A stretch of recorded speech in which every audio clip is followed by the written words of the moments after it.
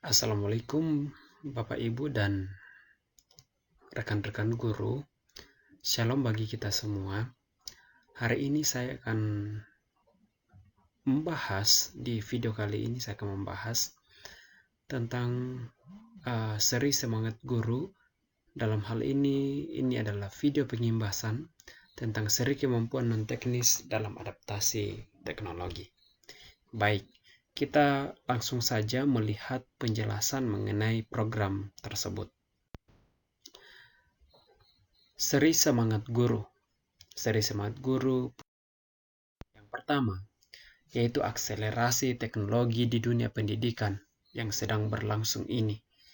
Ini adalah program pembelajaran yang dirancang untuk memberikan pembekalan kemampuan non-teknis bagi para guru dalam proses adaptasi teknologi pendidikan yang terus berjalan. Kemudian mengintegrasikan teknologi dan kemampuan non-teknis ke dalam kelas dapat menginspirasi kolaborasi, komunikasi, pemikiran kritis, dan kreativitas, sehingga hasil kegiatan belajar mengajar lebih jitu dan berdampak besar. Lalu kemudian ketika kita mengikuti kegiatan pembelajaran ini, ada 6 pelajaran dalam seri pembelajaran ini, yaitu yang pertama resilience, yang kedua critical thinking, yang ketiga creativity, keempat ada communication, kelima ada empower teacher, keenam ada collaboration. Lalu, dengan adanya 6 pembelajaran itu, ada 3 tahapan langkah belajar.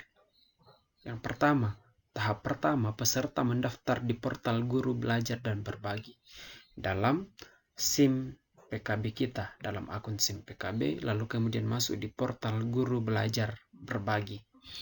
Kemudian tahap kedua, peserta mengikuti pelatihan yang terdiri dari 6 pelajaran. Dan yang tahap yang ketiga adalah peserta mendapatkan sertifikat setelah mengerjakan semua tugas dan kuis dengan total 32 jam pelajaran. Di setiap pelajaran ini, peserta akan melakukan alur yang sama yang berulang di setiap pembelajaran 6 tadi. Ada 6 pembelajaran itu. Ini diulang terus. Peserta menyelesaikan tes pra penilaian di portal daring Guru Belajar dan Berbagi. Lalu kemudian peserta belajar dari pemaparan para trainer. Dan yang ketiga, peserta mengerjakan penilaian tengah dan diberikan tugas untuk belajar mandiri. Setelah mengerjakan tugas, peserta mengerjakan kuis penilaian akhir. Lalu peserta kembali mengerjakan alur yang sama untuk pelajaran berikutnya, sampai total mengerjakan 6 pelajaran. Di pelajaran pertama kita akan belajar tentang resilience. Dalam hal ini, tangguh dan teknologi. Ilmuwan psikologi biasanya menggunakan istilah Lenting untuk menyepadankan kata resiliensi atau resilience, yaitu kemampuan seseorang untuk bangkit setiap kali mengalami desakan mundur atau bahkan kegagalan. Ada kerangka SAMR atau Substitution, Augmentation, Modification, dan Redefinition sebagai peta perjalanan menjadi matang dalam maraton menuju e-learning yang efektif. Jadi SAMR adalah suatu kerangka yang mengilustrasikan tingkat kematangan seseorang memanfaatkan teknologi dalam pembelajaran. Tingkat kematangan ini terdiri mulai dari tingkat pemula sampai ke tingkat yang mahir. Semakin matang kita dalam memanfaatkan teknologi dalam pembelajaran, semakin besar peningkatan proses dan hasil yang terjadi dalam pembelajaran tersebut. Di pelajaran yang kedua kita akan belajar tentang critical thinking atau berpikir kritis dan teknologi. Apa itu berpikir kritis? Kata berpikir kritis sudah menjadi kosakata harian kita. Dunia pendidikan menuntut guru mampu menumbuhkan berpikir kritis pada murid-murid mereka, bukan hanya sebagai kemampuan, tapi sebagai Lalu bagaimana menumbuhkan berpikir kritis menjadi keterampilan? Setiap orang tentu mampu berpikir kritis. Namun demikian, untuk menjadi keterampilan berpikir kritis harus dipraktikkan setiap saat. semakin dilatih, semakin akurat, dan akhirnya semakin menjadi insting. Teknik latihan berpikir kritis. Yang pertama, menjadikannya sebagai kebiasaan Anda dulu. Yang kedua, mendemonstrasikan di hadapan murid. Dan yang ketiga, mengintegrasikan kebiasaan ini dalam tugas murid. Lalu pertanyaannya adalah, apa kaitannya dengan pembelajaran dan teknologi? Nah, teknologi adalah mitra yang tepat untuk mempraktikkan berpikir kritis. Perhatikan fitur apa atau dalam aplikasi yang Anda gunakan, yang dapat digunakan untuk mendemonstrasikan berpikir kritis. Pastikan murid mempraktikkan. Saya sadar, saya berpikir di berbagai kesempatan murid menggunakan teknologi. Ketika mungkin ada tanya jawab di video meeting, ketika menyusun materi presentasi, ketika diskusi online di chat group, atau ketika memberikan komentar di LMS dan lain-lain. Pelajaran yang ketiga, ada creativity, konten, dan teknik pengertian tentang konten. Segala bentuk komunikasi, terutama audiovisual yang berisi sebuah informasi, hiburan atau ajakan, itu disebut tentang konten. Pengertian 3 tahap membuat konten. Ada 3 ya. Yang pertama membuat rencana, kemudian mengeksekusi, lalu kemudian yang terakhir. Apa kaitannya dengan pembelajaran dan teknologi? Yang pertama, kemajuan teknologi dapat membantu kita dalam mengelola kemampuan bercerita. Kejujuran menjadi faktor yang penting. Selalu kembali dengan melihat diri sendiri, menarik atau tidak, informatif atau tidak, membuat peduli atau tidak. Kita sebagai pembuat konten selalu dapat menjawab dengan tepat. Tapi hambatan terbesarnya, apakah kita bisa jujur pada diri sendiri dengan konten yang kita buat? Lalu yang terakhir adalah, mari kita eksplorasi teknik membuat konten dengan teknik penceritaan yang baik. Yang keempat ada communication atau komunikasi. Apa itu komunikasi efektif? Komunikasi yang efektif adalah proses pertukaran ide, pemikiran, pengetahuan, dan informasi yang disajikan dengan cara yang paling dipahami oleh penerima, sehingga tujuan atau niat dapat terpenuhi dengan sebaik mungkin.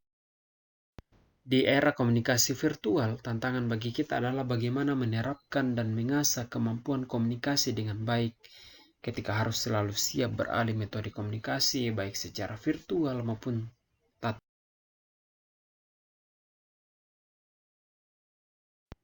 Pada dasarnya komunikasi secara langsung maupun virtual mempunyai beberapa kegiatan sebagai berikut. Yang pertama, membina hubungan baik, membagikan informasi, saling mendengar, saling mengerti. Lalu ada 4 kegiatan tersebut bisa dipraktekkan dalam pembelajaran virtual atau tatap langsung dengan mempertimbangkan beberapa faktor berikut ini. Faktor yang pertama adalah keadaan. Yang kedua adalah perasaan atau emosi. Yang ketiga adalah kebutuhan. Dan yang terakhir adalah permintaan berdasarkan perasaan. Dan pelajaran 5, kita akan belajar tentang empower teacher, penerapan kelas campur. Apa itu metode belajar campuran? Kelas campuran adalah kelas yang menerapkan pembelajaran campuran sehingga murid mendapatkan pengalaman belajar yang optimal dengan mengadaptasi konsep dari Kathleen R. Tucker dan kawan-kawan.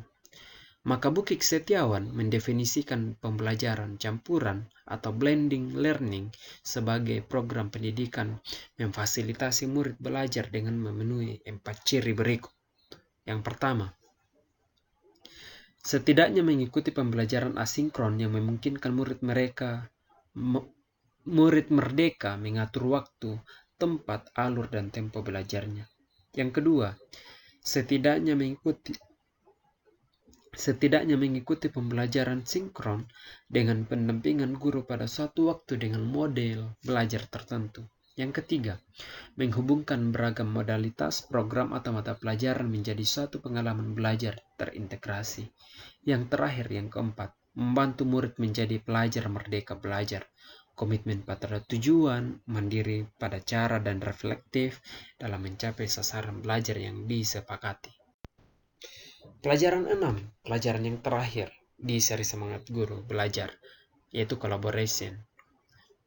Kolaborasi dan kolaborasi sesungguhnya merupakan kebutuhan manusia di mana secara alami manusia sebagai makhluk sosial senantiasa berhubungan dengan manusia lainnya, bekerja sama dan saling bantu-membantu antara.